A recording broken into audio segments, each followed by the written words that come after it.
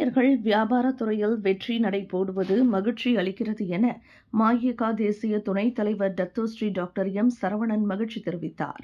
காரசாரத்தின் 18வது கிளையை வெற்றிகரமாக நேற்று இங்கு பங்சாரில் அதிகாரப்பூர்வமாக திறந்து வைத்த தாபா நாடாளுமன்ற உறுப்பினருமான சொல்வேந்தர் சரவணன், அண்மைய காலமாக இந்தியர்கள் அதிக அளவில் வியாபாரத்துறையில் ஈடுபடுவதை பெரிதும் வரவேற்பதாக கூறினார்.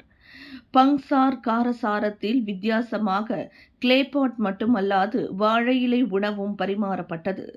நேற்று மதியம் 1 மணிக்கு தொடங்கி இன்று மதியம் 1 மணி வரை 24 மணி நேரத்திற்கு இடைவிடாமல் உணவகத்திற்கு வரும் வாடிக்கையாளர்களுக்கு கிளேபாட் உணவு இலவசமாக வழங்கப்படும். மலேசிய கின்னஸ் சாதனை புத்தகத்தில் இடம்பெறும் இந்த முயற்சியை பாராட்டுகிறேன்.